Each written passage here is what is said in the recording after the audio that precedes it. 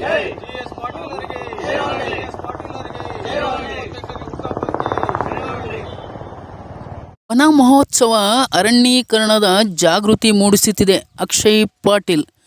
ವನ ಮಹೋತ್ಸವವು ಜನರಲ್ಲಿ ಮರಗಳ ಬಗ್ಗೆ ಅರಿವನ್ನು ಹೆಚ್ಚಿಸುತ್ತದೆ ಮತ್ತು ಅರಣ್ಯೀಕರಣದ ಜಾಗೃತಿ ಮೂಡಿಸುವುದರ ಜೊತೆಗೆ ವಿಶ್ವದ ತಾಪಮಾನವನ್ನು ತಡೆಯಲು ಹಾಗೂ ಮಾಲಿನ್ಯವನ್ನು ಕಡಿಮೆ ಮಾಡುವ ಮಾರ್ಗಗಳಲ್ಲಿ ಒಂದಾಗಿದೆ ಎಂದು ಕರ್ನಾಟಕ ಕಾಂಗ್ರೆಸ್ ಯುವ ಘಟಕದ ಪ್ರಧಾನ ಕಾರ್ಯದರ್ಶಿಗಳಾದ ಅಕ್ಷಯ್ ಪಾಟೀಲ್ ಅಭಿಪ್ರಾಯ ವ್ಯಕ್ತಪಡಿಸಿದರು. ಹಬ್ಬಿಗೇರಿ ಕಾಂಗ್ರೆಸ್ ಘಟಕದ ಆಶ್ರಯದಲ್ಲಿ ಪ್ರಾಥಮಿಕ ಕೃಷಿ ಪತ್ತಿನ ಸಹಕಾರ ಸಂಘದಲ್ಲಿ ನಡೆದ ರೋಣ ಶಾಸಕರಾದ ಜಿಎಸ್ ಪಾಟೀಲ್ ರವರ 78ನೇ ಜನ್ಮ ದಿನಾಚರಣೆ ಪ್ರಯುಕ್ತ ಸಸಿ ನೆಡುವ ಕಾರ್ಯಕ್ರಮ ಉದ್ಘಾಟಿಸಿ ಮಾತನಾಡುತ್ತಾ, ಸಸಿಗಳನ್ನು ನೆಡುವ ಮತ್ತು ಮರಗಳ ಆರೈಕೆ ಮಾಡುವ ಅಗತ್ಯವಿದೆ.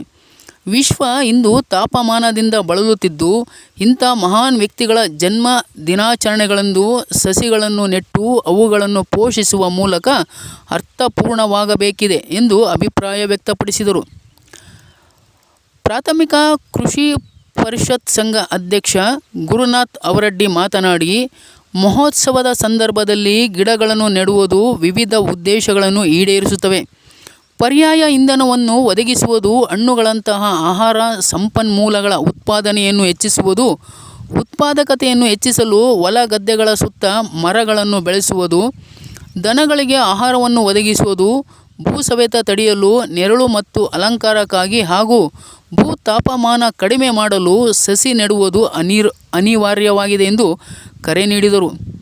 Babu Gowdru Patil, Basavaraja Palled, Shivanna Guggari, Shivaputrappa Tegginakere, Mudukamma Dambala, Ajjappagowda Patil, Suresh Shirol, MD Basavareddy, Basavaraj Talawar, MK Angadi, Mallanna Basavareddar, Mallanna Kalleshani, Sanjay Reddar, Mahesh Kalasannavar, Sharanappa Madinur, Basavaraj Chowdi, Durgesh Bandivaddar, Ramanagouda Halkurki, CK. Kalagi, Babu Bannikoppa, Mallu Yallareddy, Thimmareddy Imbrapur, Basavaraj Basavareddar, Shekhanna Kammar, Kumar ಭೀಮನಗೌಡ್ರು.